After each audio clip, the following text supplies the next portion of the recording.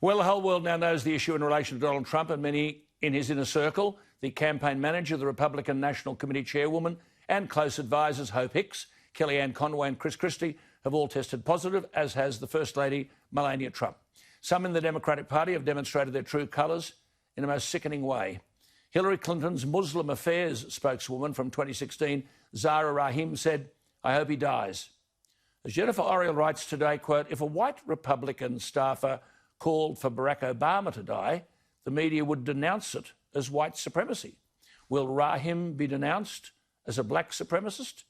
The comedian Kate Willett said, "I really don't want anyone to mistake me for a mean or callous person, so let me just say that I hope Trump dies of COVID."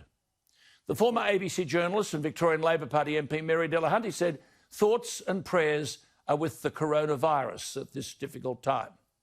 According to one poll, 40% of Democrat voters in America were happy about Mr Trump's positive diagnosis. 31% said they were excited. Then you've got the Joe Biden supporters, actress Mia Farrow, tweeting that Trump could be lying for political advantage.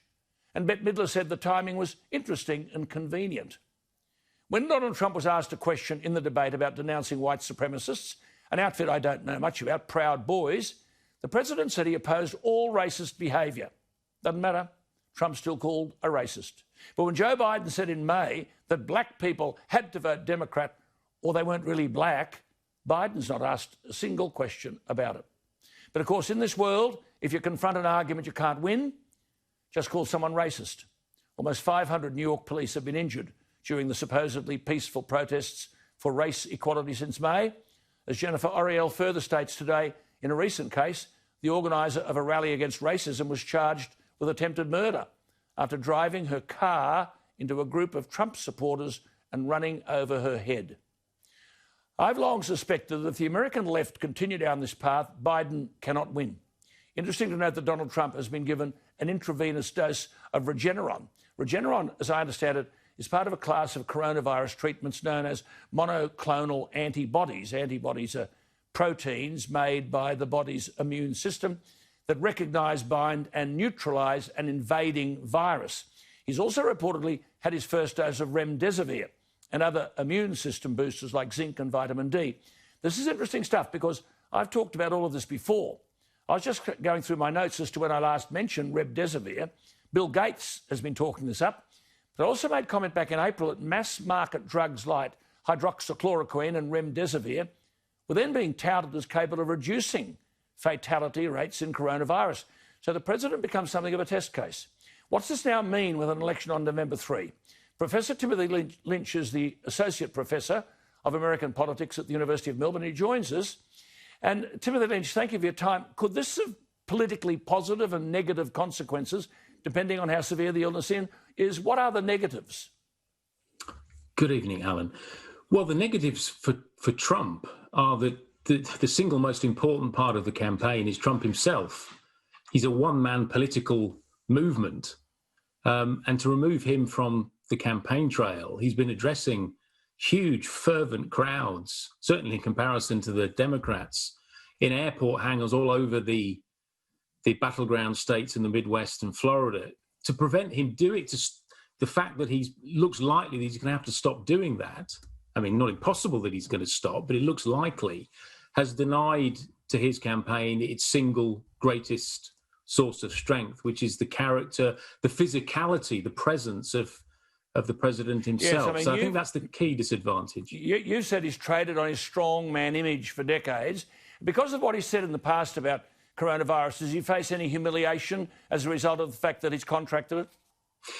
Well, he won't admit to humiliation. It's one of his one of the basic features of his psychological makeup. That, and if you read Mary Trump's account of his childhood, he doesn't deal with humiliation well. He was humiliated by his elder brother who tipped a bowl of potato mash on his head, and his response was to never be humiliated again. He's the guy that does the humiliating.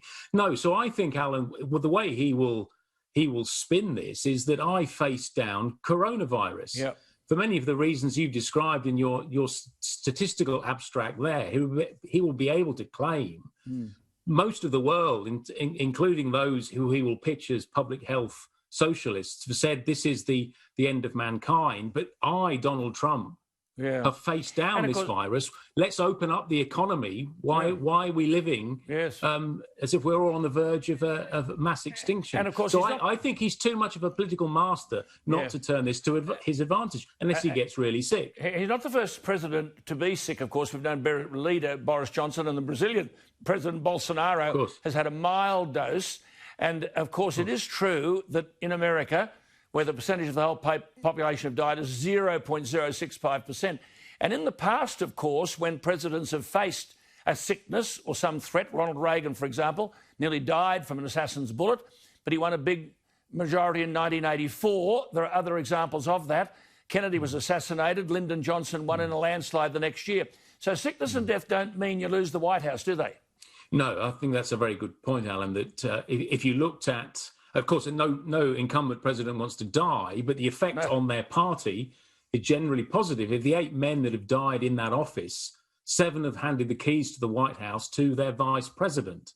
And those, as you mentioned, those that have been sick, and I'd include FDR here, one of the most physically challenged men to hold that office, it became part of his persona, the way he confronted polio, and which rendered him handicapped.